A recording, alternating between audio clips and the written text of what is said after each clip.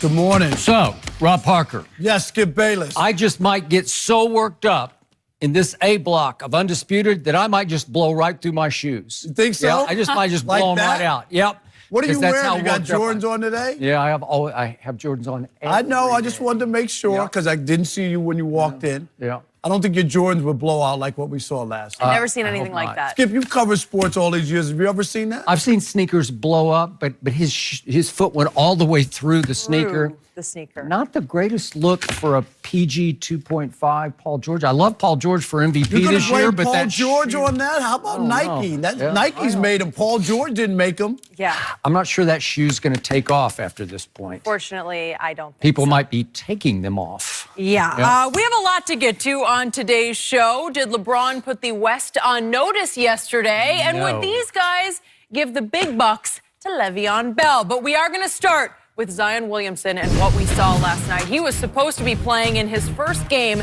against Duke's biggest rival, North Carolina, last night. But about 30 seconds in, he went down hard with what's being called a mild knee sprain. Zion's foot did go through his sneaker like we were just talking about. I really had never seen anything like that. He left the game, will be reevaluated today. The Tar Heels went on to win by 16, and Zion is projected by many to be the #1 pick in June's draft. So, Skip, Yes.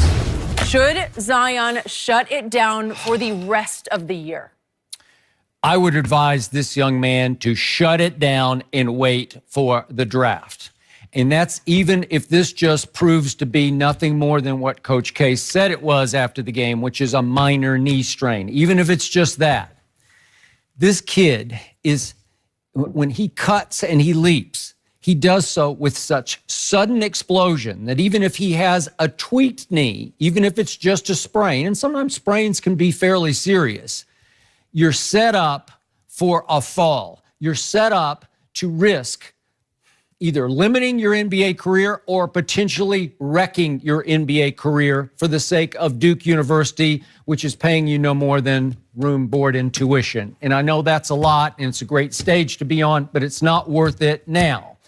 I will say this, and well, let me point this out first. Since 2005, I have been on the record because in 2005, the league once again started forcing kids to wait 1 year. They had to be 1 year removed from high school. I never loved that rule. I didn't either because they went for a long time since the Spencer Haywood versus, when he took it all the way to Supreme Court. So since the early 70s, you could go straight from high school into pro basketball. That's fine with me because what they imposed upon these kids starting in 2005 was outrageously unconstitutional.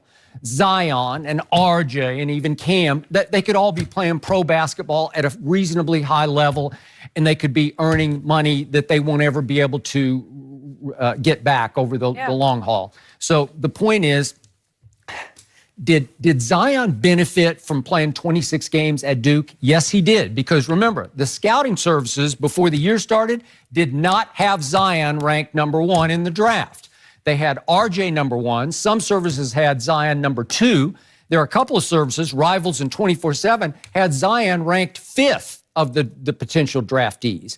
Okay, so it served him well, and in his specific case, to go to college and play 26 games because he skyrocketed. And then obviously, he's now the runaway #1 pick. And what happened last night was his legend and his mystique took off again. Because he, as Jenny is pointing out, he is so suddenly explosive that he just blew right through a shoe. Even Nike couldn't contain Zion Williamson last night. So again, he will take off even more in the social media highlight film, the highlight of the night. He is made for this social media age. And so he's not only going to get, I think, the richest rookie shoe deal, he just might get a signature rookie shoe because now the whole focus is going to be on shoes. Can you build a shoe that can stand up to Zion Williamson? Maybe he'll have to play in Timberland boots because I don't know, but this mystique will grow. The legend will grow off last night. Like last night, to me, actually turned out to be the greatest thing that could happen to that kid as long as he's not hurt seriously, and I don't think he's hurt seriously. So, in the big picture, could Zion going forward benefit in basketball growth from playing on big stage national TV games for Duke University at Carolina on March the 9th, in the ACC tournament, in the NCAAs, perhaps in the Final Four. Would that help him? Would that help his growth as a basketball player? Yes, it would. But is it worth the risk right now, given that he weighs 285 pounds and he is so gifted at athletic explosion? No, it's not. Because when you can jump that high and come down 285 pounds on a tweaked knee, I just don't want to see him wreck his knee. So now he's done all he needs to do. The hay is in the barn and the money, to me, is in the bank.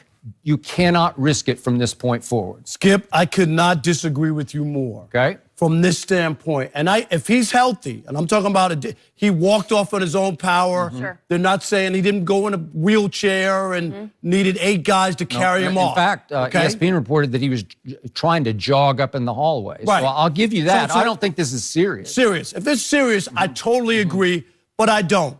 And when I would question an 18-year-old who doesn't want to play basketball. And I get the draft, and I get all that, and can he go any higher than 1? And I get it. He can only fall back, right? I understand. But I want a guy who wants to play. This is not like the football players who do it. I get that 100%, Skip. I'm not going to play in a meaningless bowl game, right, where I could get hurt on any play in football. I have no problem with them saying no to that. I respect that, right. Now, have you ever seen a guy step out and say, I'm not going to play in a national championship game because I could get hurt and blow my NFL career? Never, because you're playing for something. Duke is playing for something, Skip, this year. Yep. They could win the national championship. Why doesn't Zion Williamson want to be Carmelo Anthony? Remember, Carmelo Anthony had an unbelievable run in the NCAA tournament. People still remember that. He can hold on to that. His NBA career maybe didn't pan out. That's all I remember. No, well, that's what I'm saying. But that's a memory that you have that can't be taken away from you. And there was a quote last month by Zion, which I really respect. He said, quote, I just can't stop playing. I'd be letting my teammates down. I'd be letting Coach K down. I'd be letting a lot of people down. If I wanted to sit out, I wouldn't have went to college. I came to Duke to play. And if he's healthy, he should play. If you're asking him to tough it up and play in some NIT game or some exhibition, Skip, 100%. No way, no how should he put that on the line. But he's 18 years old. If I'm a GM and this guy really doesn't want to play and he's fine, I got a problem with it. And I question really about, is this going to happen in the pros every time he gets a little injury or a tweak or something and he doesn't want to play? I don't want guys like that. I'm not saying you should risk your career and risk further injury. He's too young, too good. I don't care where the draft stock is. You're there to play basketball. You're a player. Players play. They don't sit out, so I'm not buying that. Everybody ready to run and say, oh, he shouldn't play anymore. He's already the first overall pick. One of these other guys, Barrett or one of these other cats, could have an unbelievable run in the NCAA tournament and then say, wait a minute, this other kid hadn't played in 2 months. I really don't know. Is he okay? I haven't seen him play, but I've seen R.J. Barrett light it up. Barrett had, 30 points last night? 33. 33 points? He might light it up in the tournament, lead Duke to a national championship. And Skip, it's always, what have you done for me lately? That kid becomes the hot kid, and now all of a sudden, you get picked in the top 5, but you're not the #1 overall pick. So I think it would be a big mistake for him not to play if he's healthy. So you're telling me, if you're the GM of the team that hits the lottery and has the #1 pick, and if Zion has shut it down for the last, quarter of this season and missed all the playoff games, that you're telling me you might start thinking about R.J. Barrett if he had a great run through the NCAAs? I would just question a little bit what this kid is made of when an 18-year-old kid doesn't want to play basketball. Skip, you love basketball. You know sports. When you were 18, you couldn't wait to play. As a kid, you compete. And that's all I'm saying. If you're healthy. This is not football. I get football. Every play could be career-ending. Basketball, we've seen guys with worse injuries than this rehab and come back and play. So I'm just like, this whole protecting your stock and not playing when you're in college, he should have just sat out and waited for the scouts to come by his Pete. And that's all I'm saying. If you're healthy, This is not football. I get football. Every play could be career-ending. Basketball, we've seen guys with worse injuries than this rehab and come back and play. So I'm just like, this whole protecting your stock and not playing when you're in college, he should have just sat out and waited for the scouts to come by his